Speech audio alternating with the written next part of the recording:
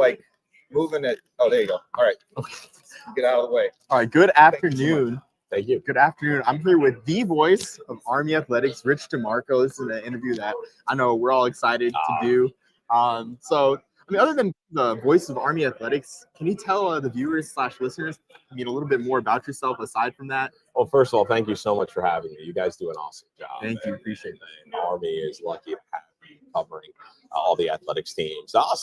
This is Army Navy game number 22 for me on the broadcast. I was a sideline reporter for 6 years.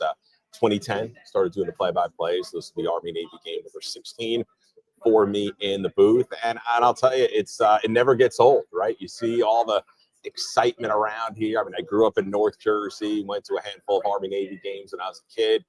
Always watched the game, and just being able to, call the games, do it at a place like West Point. And it's just amazing. Yeah, absolutely. Never gets old. So I guess the question is going back all the way to the beginning. So what brought you to West Point back in 2004? Yeah, it's a good question. So I graduated from Rutgers in 1998.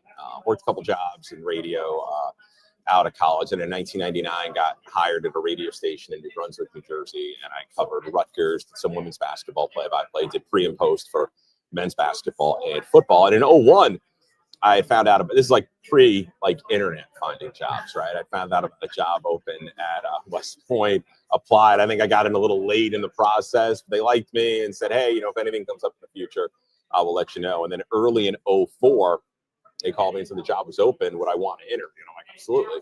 So I interviewed, got the job. May 8th, 2004, I called a Patriot League baseball tournament game, and that was my first day at Army. Wow, it seems like it was always meant to be. I hope. Yeah, I hope. God willing.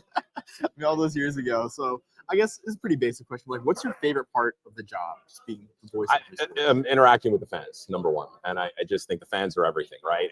For any program, any type of entertainer, anything, you're nothing without your fans. And Army football and Army athletics or the stuff we do, we wouldn't be anything without the listeners, the people who are interested. And I just think interacting and hearing about their fandom and what makes West Point so special to them, what brings them coming to games year after year, what brings them coming to Army Navy games, that is definitely my favorite part of the job.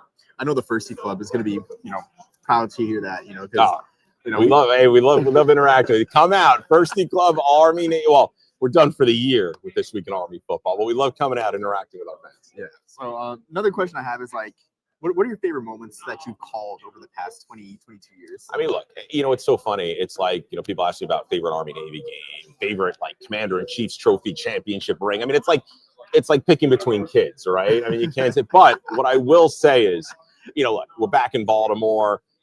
I wouldn't be true to myself if I didn't say the 2016 game is a moment and a feeling that is never going to be matched. And it's not to take anything away from any of the other moments. It's that, look, there's never going to be a 14-game streak in this series. It's never going to be to the point where there was such a distance Army football's program needed to go. And that was the day, that was the afternoon when they had closed that gap and really ushered in what's been 7 out of 10 years going to bowl games, 6-3 record against Navy since that day.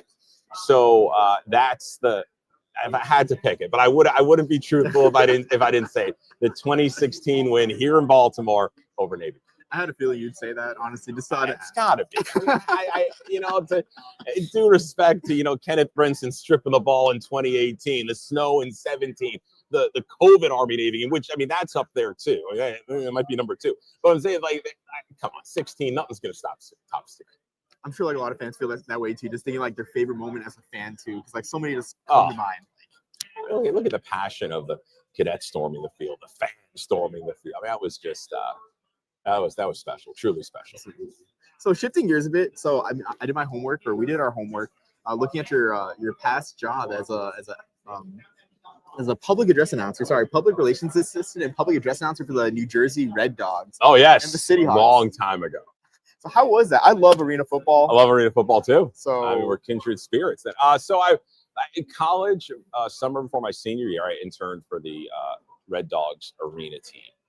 and then in PR, right? And then I graduated and I interned for the City Hawks. And I came back the next year, 99. I think that year I also did in 99, summer 99, I did PA for the Red Dogs. It was a lot of fun. Arena football, I just think it's great. Too bad things have happened that, took down the league. Now arena football just seems so fragmented, right? But there's so many leagues. You almost need an umbrella that's got to pull all of them together. But it's a great sport. It really is. Yeah, I think the community is like pretty tight knit, honestly, and like everyone that's at an arena or indoor football game wants to be there. It's just a fun environment, honestly. Look, I was 97. Kurt Warner. That was the year they went to the second straight Arena Bowl, and they lost to Arizona in Arizona. And I remember doing quotes of Kurt Warner, right? Writing down what he was saying. John Gregory, who was the coach of the Barnstormers, doing their quotes. So that's great memories. Great memories. I can imagine. 2 minutes. Rich, I'm sorry, we got to get the soup on. So please, 2 minutes. Let's go. So Rapid fire. Let's go.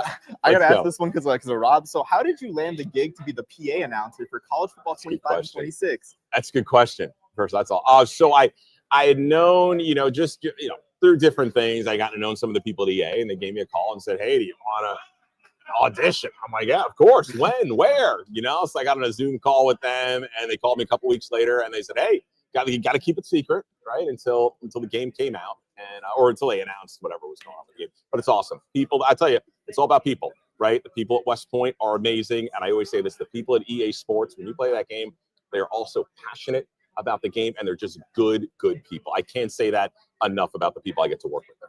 Absolutely. I guess before we close, Last question. Before we close, what has impressed you the most about this Army team? And then anything else you want to close with? Resiliency. I mean, you look at, there have been ups, there have been downs. Army's come back from every down, the latest of which the loss against Tulsa, coming back, real inspired performance at UTSA. And hopefully that puts Army on a nice trajectory on Saturday. Let's win this. Let's beat Navy. Thank you for your time, Rich. Really appreciate it. Thank you, guys. Thank you, guys. Hey, more important people now. Thanks for all the listeners and the watchers. Take care. Love you. Thank you very much. You guys are awesome. Come on. You guys.